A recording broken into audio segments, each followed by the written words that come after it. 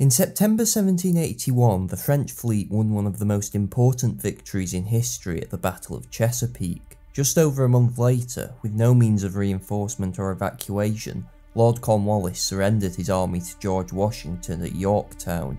The significance of the British defeat was not lost on anyone. News reached Versailles first, to the delight of the King and Queen. In London, the British Prime Minister, Lord North, reportedly exclaimed, "Oh God, it's all over." North's cry was perhaps premature. Yorktown meant that American independence no longer seemed in doubt, but that was about all. In the wider war, being fought in Canada, the Caribbean, India and Gibraltar, the outcome was far from settled. Over the next 2 years, the Allies were in a race against time to extract as much as possible from a beleaguered, but not beaten Britain, before London revived its strength, split the alliance, and the ever-looming threat of bankruptcy caught up with them.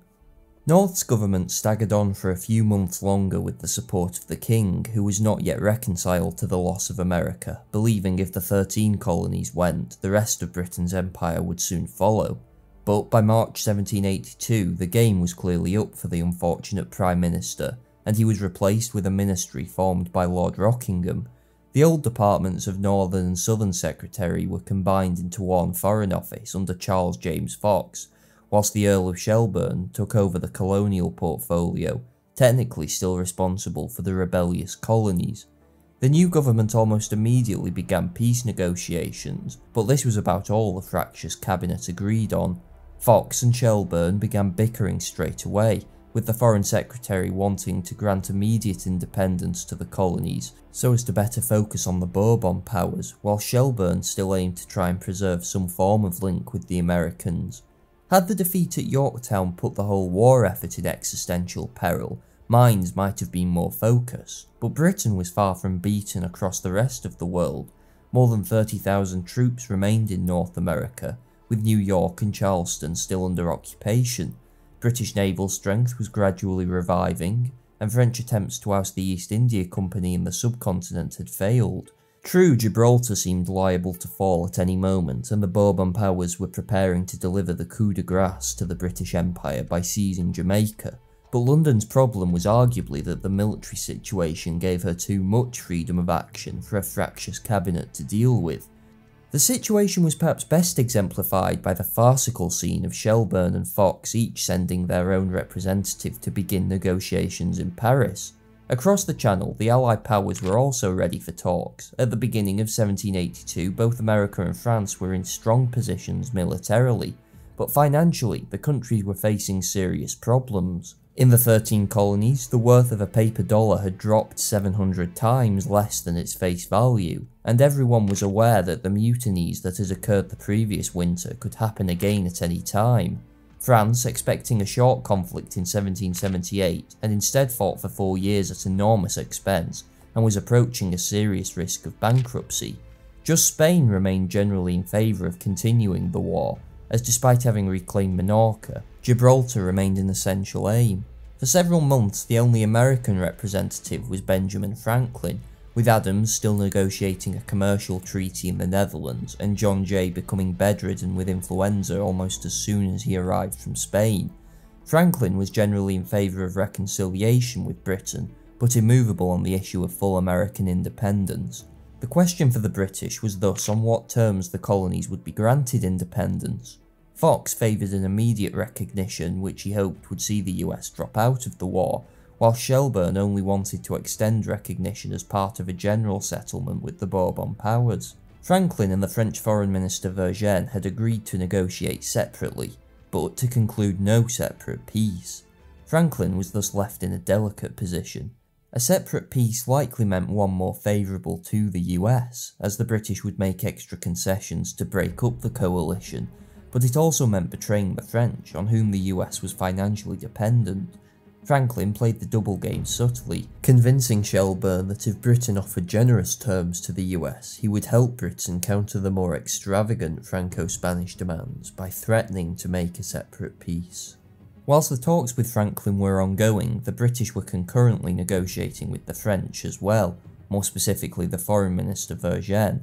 In many ways the architect of Britain's defeat, he had countered British statesmen brilliantly throughout the war, forestalling every attempt London made at breaking its international isolation and managing the large coalition that eventually toppled her American empire. Vergennes' aims were in many ways the most subtle of any powers. Whilst he wanted Britain reduced and France's prestige in Europe resurrected, he seems to have not intended to end her status as a great power, or allow the United States to be strengthened too much. Even so, negotiations were stalling in the early days of 1782, as the British refused to countenance demands for Gibraltar or other Caribbean territories. For now, time seemed to be on Vergennes' side, with de Grasse, the victor of Chesapeake, moving south to facilitate a Bourbon attack on Jamaica. Then, in June, news arrived of Admiral Rodney's great victory at the Saints. 7 ships of the line had been lost, with de Grasse himself captured. Although Rodney failed to take the chance to annihilate the French fleet, the victory tilted the naval balance in Britain's favour decisively. Worse was still to come, as reports from the east warned of an impending crisis in the Crimea between Russia and France's Ottoman ally. Added to this was the eternal bane of Versailles in the shape of finance. With Vergennes having agreed to another 6 million livres loan for the Americans, France was rapidly approaching the limits of her ability to borrow. These factors suggested that Vergennes should have taken whatever terms he could get and liquidated the war as soon as possible, which he generally seems to have hoped to do. But he was hamstrung by his Spanish ally, which in 1779, as the price for alliance, had extracted a commitment that there would be no peace without the return of Gibraltar. Thus, Vergennes had to await the fate of the Grand Assault being prepared for later that year.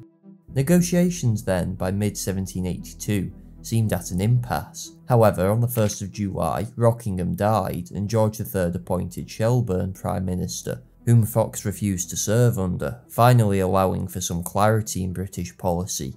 Franklin had maintained a long friendship with Shelburne since well before the war, and with him now directing British policy fully, the American felt secure in moving to finalise negotiations. The Saints had convinced many that French help would be far more sparse in the future. Franklin thus got to the point and handed Shelburne's representative a list of articles for any peace treaty that he divided between necessary and advisable clauses. Shelburne agreed to all of the necessary articles, but none of the advisable, which Franklin was being exceptionally cheeky with anyway, considering the increasing weakness of the American position. Even all of the necessary articles were not, ironically, necessary for Britain to concede given the international situation post-Saints, but Shelburne was desperate for peace and prepared to concede more than needed. In fact, the Americans could almost certainly have gained a more favourable settlement on the Canadian border had they pushed for it. In return, Shelburne expected that generosity to Franklin would force Vergennes to accede to far more modest terms for the Bourbon powers, lest the Americans take their concessions and run, leaving the French high and dry.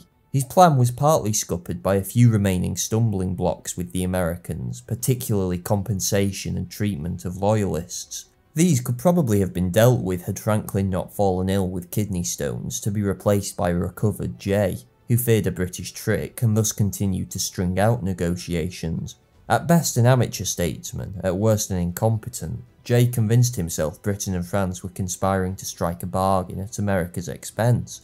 He was particularly sensitive on a French attempt to mediate on rival Spanish claims to land beyond the Mississippi, for almost all Americans agreed the country must extend to the East Bank.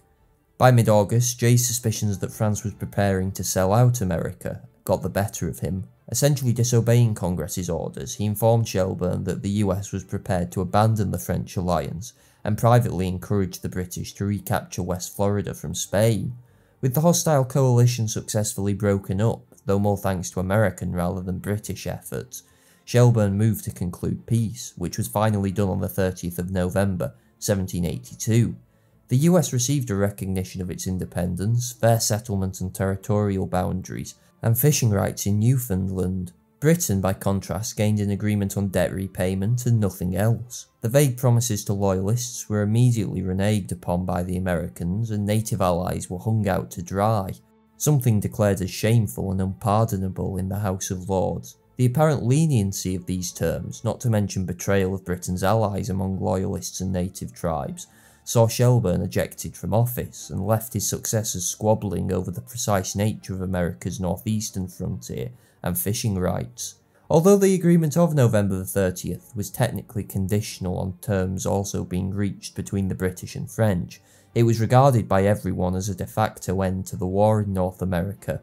Vergennes was both amazed at the extent of British concessions to the US and appalled at the apparent American betrayal of their agreement not to sign a separate peace.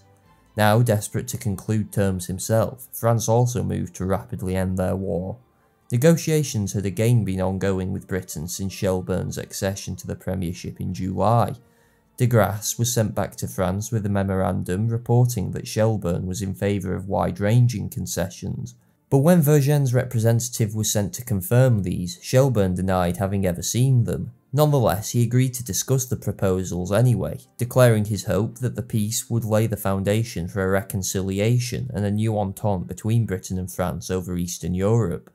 Although not wholly convinced when he received this report, Vergennes was tempted by the prospect of aid in the deteriorating eastern situation. His determination was further reinforced when in September, the final enormous Franco-Spanish assault on Gibraltar failed completely.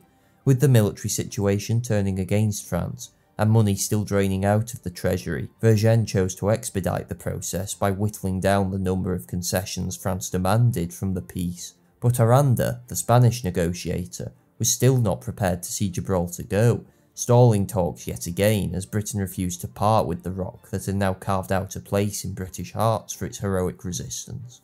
When London reached an agreement with the Americans in November, Shelburne's stance hardened further. He suggested that Spain could take the whole of Florida in return for the recently captured Bahamas and Minorca. The Spanish finally reconciled themselves to the loss of Gibraltar, but were resolute in their refusal to hand back Minorca.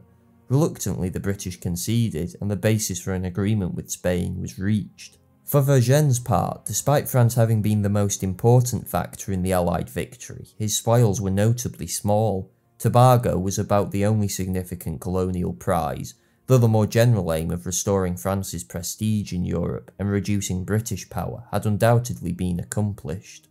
The Dutch, who played with fire and gained third-degree burns, were basically told by Vergennes what they were losing and to like it. On the 20th of January, an armistice and preliminary peace agreement was agreed between Britain and the Allies. Negotiations over the final settlement would last until September 1783 and into 1784 where the Dutch were concerned, but for all intents and purposes, the American Revolutionary War was over. The final analysis is an interesting one. America and Spain came off the best from the war, the Dutch undoubtedly the worst. The United States was secured as an independent nation, and it was left to the American people, rather than British armies, to decide whether such a republican experiment could work. Spain had made good the losses of the 7 Years' War, but her decline had not been assuaged to any serious degree, and would continue apace with Charles III's death 5 years later. France, having fought to restore her position in Europe, found it brought lower than ever before in just a few short years, whilst a series of reactionary finance ministers, unable to cope with the debt accumulated in the war, left the country in economic ruin. Its ties with the United States rapidly faded as the new country re-established trade on favourable terms with London. The British case was perhaps the most interesting. Opinions in the immediate aftermath of the treaty were despairing. "We shall never again figure as a leading power in Europe," Lord Sandwich said, "but think ourselves happy if we can drag on for some years a contemptible existence as a commercial state." But as history was to show, this was much too pessimistic a reading of the treaty. Some at the time and since have argued that the military and financial situation favoured Britain, and a continuation of the war would have improved the peace terms. This is probably true, but it's doubtful the game was worth the candle. Reclaiming Minorca and perhaps seizing the Dutch Empire was hardly worth several more millions on an already bloated national debt. For the most part, the British Empire was preserved and left with the foundation for future greatness.